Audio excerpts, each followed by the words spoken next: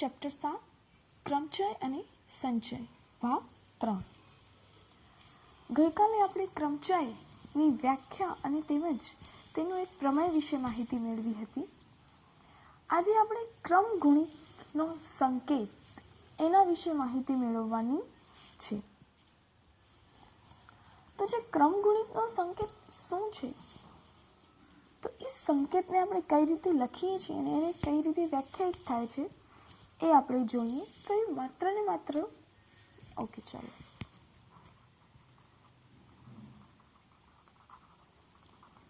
ક્રમગુણિતનો સંકેત. તો હવે સંકેત શું છે? અત્યાર સુધી આને બધા ઊંધો ઉદ્ગાર ચિહ્ન તરીકે જોતા હશો, બરાબર? ચલો હવે આપણે એ સમજવાનો પ્રયત્ન કરીએ કે એ છે શું.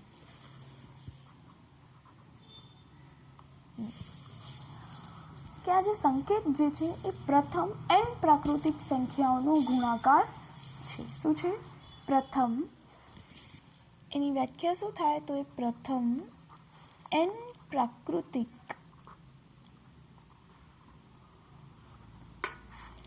સંખ્યાઓનો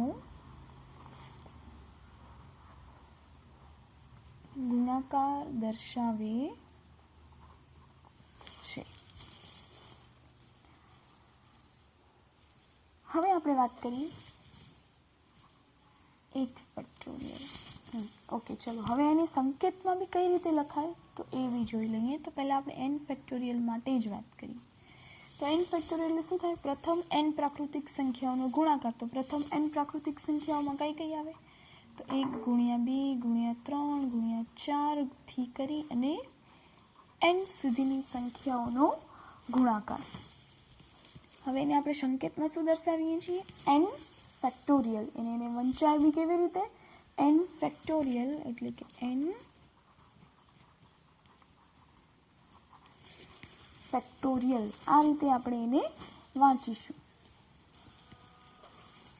આ વાત કરીએ આપણે n ફેક્ટોરિયલની. હવે એવી રીતે એક ફેક્ટોરિયલ હોય તો શું આવે? માત્ર ને માત્ર એક, કે પ્રથમ એક પ્રાકૃતિક સંખ્યાનો ગુણાકાર.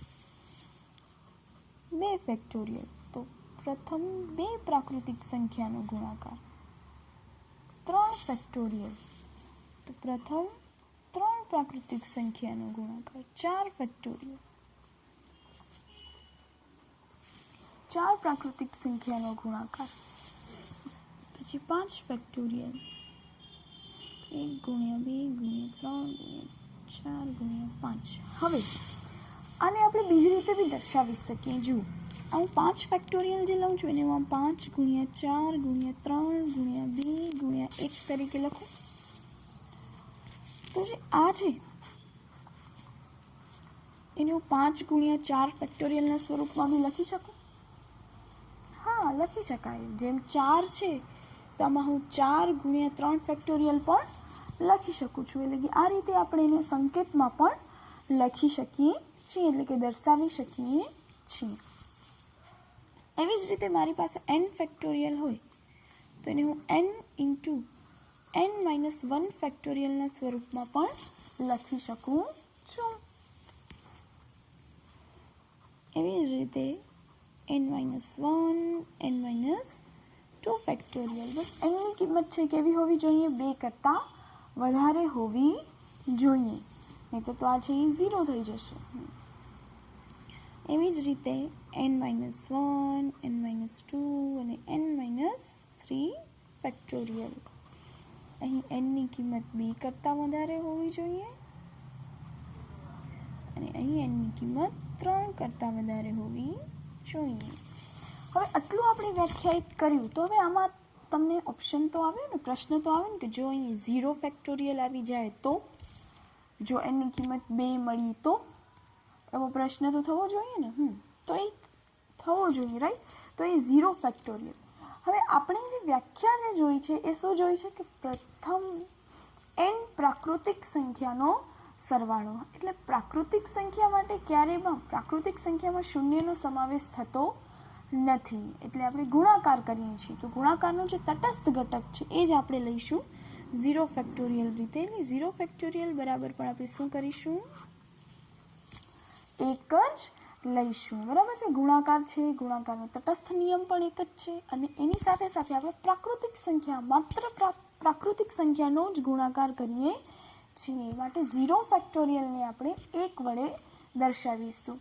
જનરલી 0 ફેક્ટોરિયલ છે ક્યારે મળ્યું? તો જ્યારે આપણે ફેક્ટોરિયલનો ભાગાકાર કરતા હોઈએ અને એ સમયમાં તમને જ્યારે છેદમાં 0 ફેક્ટોરિયલ મળે, એના માટે કરીને 0 ફેક્ટોરિયલ જે છે એ વ્યાખ્યાયિત કરવાની જરૂર પડે.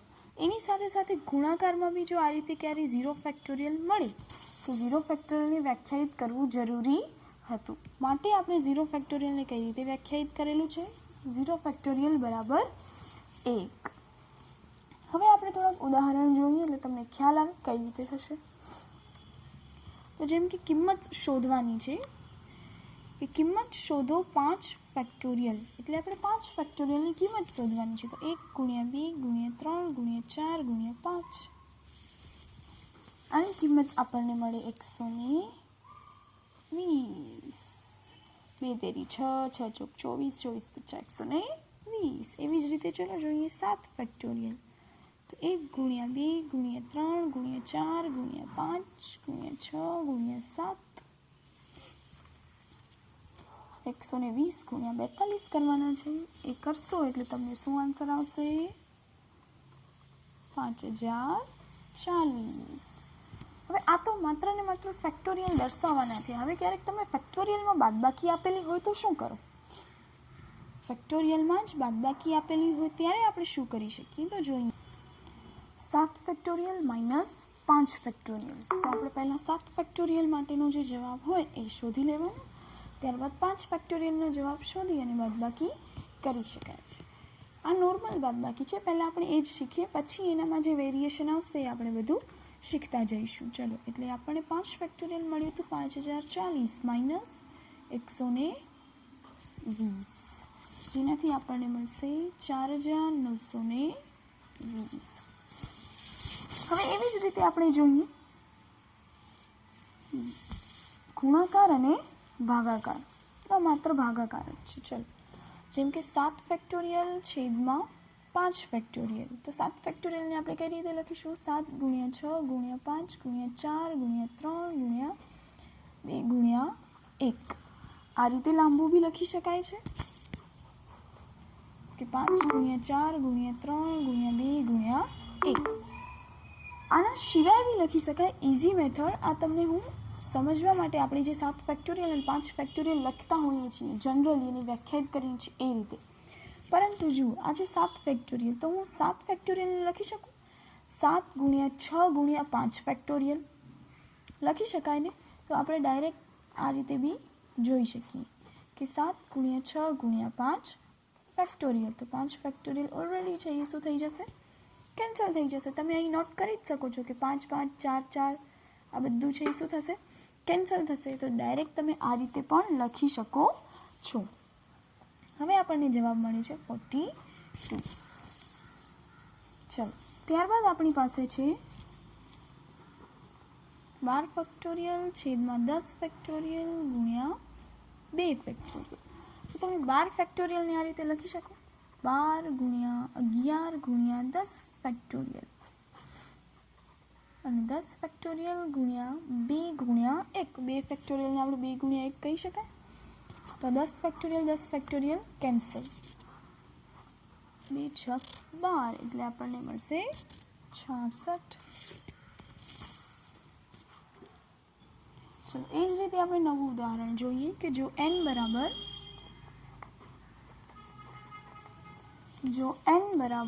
5 અને r બરાબર 2 માટે n ફેક્ટોરિયલ છેદમાં r ફેક્ટોરિયલ × n - r ફેક્ટોરિયલની કિંમત શોધો. તો આપણને જ્યાં જે કિંમત આપી છે એ મૂકી શકો છો. તો આ થશે 5 ફેક્ટોરિયલ, 2 ફેક્ટોરિયલ અને 5 - 2 ફેક્ટોરિયલ, જે આપણને મળશે 5 ફેક્ટોરિયલ 2 ફેક્ટોરિયલ × 3 ફેક્ટોરિયલ. હવે આપણે કરી શકશું કે 5 × 4 × 3 ફેક્ટોરિયલ અને આ 2 × 1 × 3 ફેક્ટોરિયલ. 3 ફેક્ટોરિયલ 3 ફેક્ટોરિયલ કેન્સલ, એટલે આપણને જવાબ મળ્યો 10. આ રીતે આપણે કિંમત છે શોધી શકીએ છીએ. ચલો ત્યારબાદ આપણી પાસે એક ઉદાહરણ છે કે જો 1/8 ફેક્ટોરિયલ પ્લસ 1/9 ફેક્ટોરિયલ બરાબર x/10 ફેક્ટોરિયલ હોય તો xની કિંમત શોધો. શું શોધવાનું છે? xની કિંમત જે છે એ શોધવાની રહેશે. કઈ રીતે કરી શકાય તો એ જોઈએ. ચલો 1/8 ફેક્ટોરિયલ પ્લસ 1/9 ફેક્ટોરિયલ બરાબર x/. હવે આપણે બધાને આ રીતે લખી શકીશું કે 1/8 ફેક્ટોરિયલ પ્લસ 1/9 ગુણ્યા 8 ફેક્ટોરિયલ અને આ x/10 ગુણ્યા 9 ગુણ્યા 8 ફેક્ટોરિયલ. તો હવે આપણે 1/8 ફેક્ટોરિયલને કોમન લઈ શકીશું. તો આ બે સ્ટેપમાંથી કોમન લેશું 1/8 ફેક્ટોરિયલ. 8 ફેક્ટોરિયલ બીજી સાઈડ જશે તો મલ્ટીપ્લાયમાં આવી જશે. ચલો એટલે આ થશે 1 પ્લસ 1/9 બરાબર x ગુણ્યા 8 ફેક્ટોરિયલ છેદમાં 10 ગુણ્યા 9 ગુણ્યા 8 ફેક્ટોરિયલ. 8 factorial 8 factorial cancel. અહીં જ લઉં છું એટલે તમને ખ્યાલ બી આવે સાથે બચ્યું શું છે. તો 1 પ્લસ 9 ફેક્ટોરિયલ એટલે આ થઈ જશે 10/9 ફેક્ટોરિયલ બરાબર x/10 ગુણ્યા 9. 9 કેન્સલ એટલે તેથી આપણને શું મળી ગયું? x બરાબર 100. એટલે આપણને xની કિંમત મળી છે 100. હવે અત્યારે આપણે જેટલા પણ દાખલા કર્યા છે સેમ ટુ સેમ દાખલા બધા જ સ્વાધ્યાય 7.2ની અંદર આપેલા છે. બધા જ દાખલા જેટલા આપણે જે રીત મેથડના દાખલા કર્યા એ બધા જ દાખલા તમને 7.2ની અંદર આપેલા છે. તો આ દાખલા આપણે કરવાના રહેશે. હવે એમાં એક દાખલો જે છે એ નવો છે, દાખલા નંબર 2. તો આપણે એ જોઈ લઈએ કે શું કહે છે. એમાં એવું કહ્યું છે કે 3 ફેક્ટોરિયલ પ્લસ 4 ફેક્ટોરિયલ બરાબર 7 ફેક્ટોરિયલ થશે કે નહીં તે જણાવો. 3 ફેક્ટોરિયલ પ્લસ 4 ફેક્ટોરિયલ બરાબર 7 ફેક્ટોરિયલ થશે કે નહીં તે જણાવો. તો તમે પહેલાં ડાબી બાજુ ચેક કરી શકો છો. 3 ફેક્ટોરિયલ પ્લસ 4 ફેક્ટોરિયલ એટલે 3 ફેક્ટોરિયલ એટલે કેટલા થશે? 6 અને 4 ફેક્ટોરિયલ એટલે કેટલા થશે? 24 થશે ને. 2 તેરી 6 અને અહીંયાથી આપણને મળશે 2 તેરી 6 ગુણ્યા 6 ચોક 24 એટલે આ થશે 24. તમે એનો સરવાળો કરીને જવાબ લખી શકો છો જે આવે છે તે.